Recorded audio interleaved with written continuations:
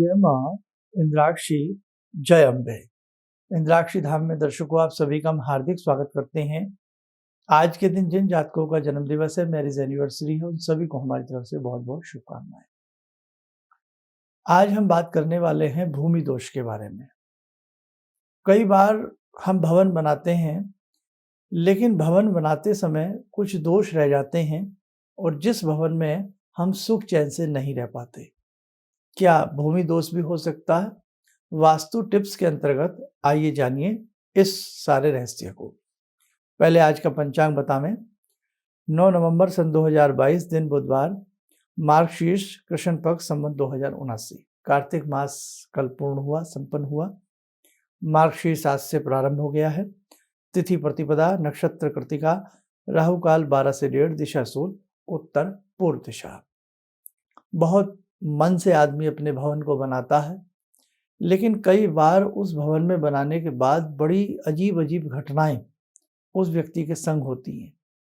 कई बार एक्सीडेंट्स होते हैं, चोट लगती है, पैसे का नुकसान होने लगता है, संबंधों का नुकसान होने लगता है, नाना भांति के बातें उसमें होने लगती हैं। मतलब सुख चैन व्यक्ति का छिन जाता है। तो आपके ग्रह उस वक्त बहुत अच्छे थे क्योंकि आपने पैसा लगा करके अच्छा मकान बनाया या फ्लैट खरीदा या कुछ खरीदा, लेकिन कई बार जब आप उसमें जाते हैं, रहने लगते हैं, तो वहाँ की जो भूमि है वो आपके लिए सुटेबल नहीं हो पाती। ऐसी स्थिति अंधविश्वास है या विश्वास है? बहुत सारी बातें हैं। तो देखो भाई, मौसम का, जैसे पर्यावरण का हमारे ऊपर असर पड़ता है, जलवायु का हमारे ऊपर असर पड़ता है। एक स्थान से दूसरे प्रांत में जाना या एक देश से दूसरे देश में जाना, उसका भी असर पड़ता है। बिल्कुल पड़ता है। सर्दी का मौसम आता है, उसका अलग प्रभाव है। गर्मी का मौसम आता है, उसका अलग प्रभाव है। भूमि वही है, जमीन वही है, लेकिन बदलती ऋतु का, बदलते मौसम का प्रभाव आता है। पक्षी एक देश छोड़ करके दूसरे देश में चले जाते हैं मौसम के प्रभाव की वजह से। ऐसे ही जिस भूमि में हम रहते हैं, उस भूमि का संस्कार कैसा है, उसका प्रभाव भी व्यक्ति के ऊपर आता है। तो आज कहने का भाव यह है, यह अंधविश्वास नहीं है। ज्योतिष में वास्तु को माना जाता है। वास्तु पुरुष, पूरा पृथ्वी में उसका मैप होता है। कहाँ उसकी पूंछ है, कहाँ उसका सर है, कहाँ उसका पेट है, कहाँ उसकी भुजाएं हैं, सारी चीज देखी जाती है। यदि आप पूंछ पे या गलत स्थान पर भवन का निर्माण प्रारंभ करते हैं, नींव पत्थर प्रारंभ करते हैं, तो भी नुकसान होता है। वास्तु के लिए जब भी आप भवन बनाएं, तो आप एक पूर्ण रूप से अच्छे से जानकारी ले लें। अब आप ये कहेंगे कि बहुत से लोग भवन ऐसे ही बना लेते हैं, बहुत खुशहाल रहते हैं। बहुत से लोग, देखो, सुख और दुख तो सबके जीवन में है, चाहे वो कहीं के भी रहने वाले लोग हों। कहीं के भी रहने वाले लोग हों, पातालवासी भी सुख दुख पाते हैं। सुख दुख सबके साथ है। इंद्र का सिंहासन छीन लिया असुरों ने, तो सुख दुख तो सबके साथ चलता है। लेकिन अब कोई इन चीजों से लाभ ले लेता है, कोई नहीं ले लेता। तो यदि जिस भवन में आप रह रहे हैं पहले सही थे और भवन में आते ही आपको परेशानियां प्रारंभ हो जाती हैं, तो एक तो घर का वास्तु किसी एक्सपर्ट को दिखा लें, नहीं तो उस भूमि में, उस घर में आप सुंदर तरीके से पूजा पाठ प्रारंभ करें। विश्वकर्मा पूजन उसमें जरूर करवाएं और इनके साथ साथ वास्तु शांति जो प्रकरण होता है, नोट कर लीजिए, विश्वकर्मा पूजन, वास्तु शांति प्रकरण, ये 2 चीजें कराते ही आपको लाभ दिख जाएगा। वास्तु शांति और विश्वकर्मा पूजन, ठीक है। एक चीज और सुने, अखंड ज्योत की व्यवस्था रख लें 40 दिन के लिए। गोघृत होना चाहिए, गाय का घी होना चाहिए। उस घर के अंदर रामायण जी का पाठ घर के सदस्य मिलकर के बहुत सुंदर तरीके से भावनात्मक रूप में करें, तो भी वास्तु दोष और भूमि दोष सही हो जाएगा। उस घर में अक्सर गूगल की धुनी दें, गायत्री यज्ञ करते रहें तो भी वास्तु दोष दूर हो जाएगा। बहुत लोग कहते हैं कि मैं तो प्रतिदिन धूनी देता हूँ, मैं तो प्रतिदिन गायत्री मंत्र पढ़ता हूँ, लेकिन जब उनसे पूछें तो धुनी भी शुद्ध नहीं है और गायत्री मंत्र कितनी बार पढ़ते हैं, 1 मिनट 2 मिनट, ऊँट के मुंह में जीरा। ऐसे नहीं, पूरे विधि और विधान के साथ। नहीं तो हमने आपको बता दिया है कि आप उसमें वास्तु पूजन कराइए अच्छे से, पूर्ण विधि विधान से। जो अच्छे कर्मकांड जानते हैं वो वास्तु पूजन जानते हैं। अब कर्मकांड किसने किया, उनको नॉलेज कितना है। आपने सुना हो आचार्य और शास्त्री, जो ये कोर्स होते हैं, एक तरह से विद्या है, पढ़ाई है, जैसे आप बीए और एमए करते हैं, ठीक है, वैसे शास्त्री और आचार्य की डिग्री होती है, कोर्स होता है, पूरा पढ़ाई होती है। तो जिस आचार्य जी ने इसमें ज्योतिष में या कर्मकांड में, खासतौर से कर्मकांड में अच्छी विद्वता हासिल की हो, उनसे आप कराइए। हर चीज़ हर व्यक्ति नहीं जानता। अब छोटी मोटी दवाइयाँ तो आप भी जानते हैं, छोटी मोटी दवाइयाँ तो मैं भी जानता हूँ, मेडिकल स्टोर वाला तो सारी दवाइयाँ जानता है, लेकिन वो डॉक्टर नहीं है। वो डॉक्टर नहीं है, मेरी बात पर ध्यान दीजिए। दवाइयाँ वो जानता है, आप जाके खड़े हो जाइए, भैया सिर में दर्द है, ये है, वो दे देगा, लेकिन वो डॉक्टर नहीं है। एक डॉक्टर का एक्सपीरियंस डॉक्टर का ही होता है, एक वकील का एक्सपीरियंस वकील साहब का ही होता है।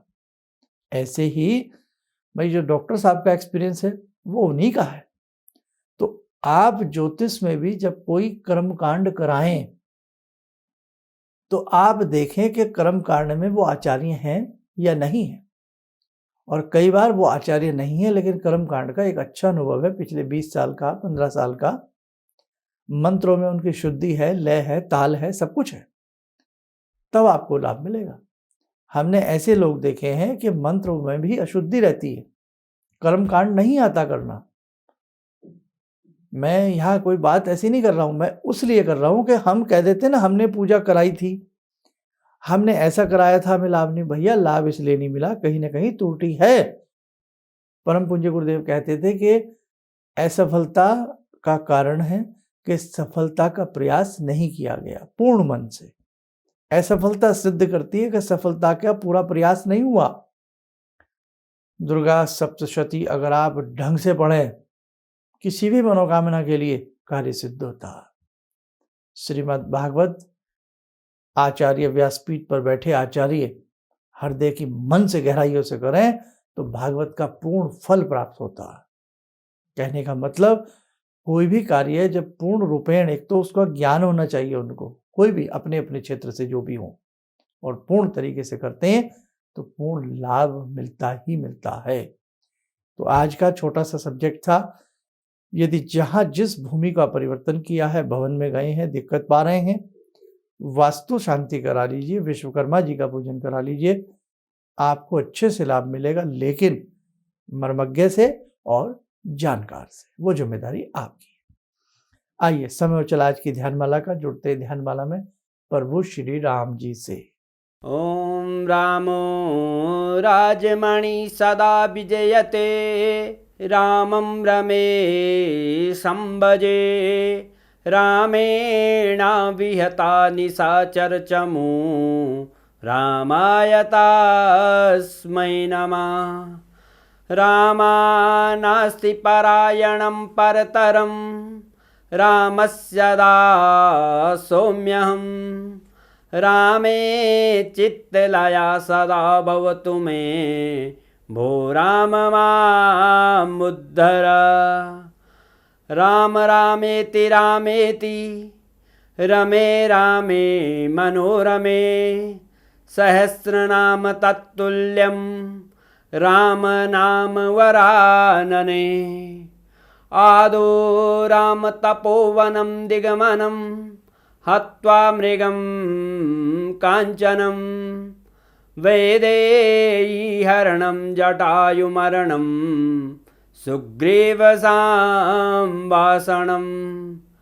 बाले निग्रहणं समुद्रतरणं, लङ्कापुरे दाहनं, पश्चात् रावणकुम्भकर्णहननम्, एतद्धि रामायणम्। एतद्धि रामायणम्।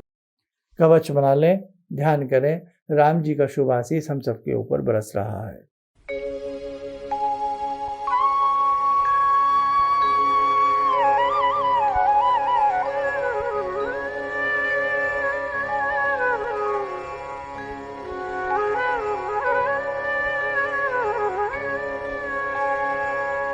ओम बोलते हुए नेत्र खोलें, सामान्य हो जाए। देखो साधकों, बहुत सारी चीज़ें हैं, हम आपको प्रतिदिन बताने का प्रयास करते हैं और अब कुछ चीज़ें आपको प्रारंभ करनी होंगी। कुछ ही दिन में हम डिक्लेयर करने वाले हैं कि क्या-क्या चीज़ें आप हमारे साथ मिल कर के कर सकते हैं। बहुत आनंद आएगा और बहुत अच्छा लगेगा।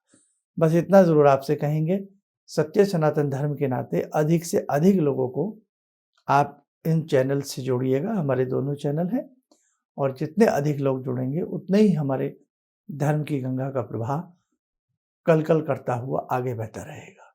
आप स्वस्थ रहें, सुखी रहें। इन्हीं शुभकामनाओं के साथ हम अपनी वाणी को विराम देते हैं। जय जय अम्बे। तो आपने एक हमको 11 लौंग और बजरंग बाण की बात की थी, तो मैंने अपने पोते के लिए, मतलब पोता जो है मेरा हमेशा जब भी कहीं बाहर निकलता था, बहुत चुलबुल टाइप का है, तो उसको हमेशा कुछ न कुछ रात भर रोता था। लेकिन वो 11 लौंग को 11 बार मैंने वो किया और 11 दिन तक किया और 21 दिन, उसके बाद से अभी तक तो कभी घूमने जाता है तो उसको कुछ नहीं होता है।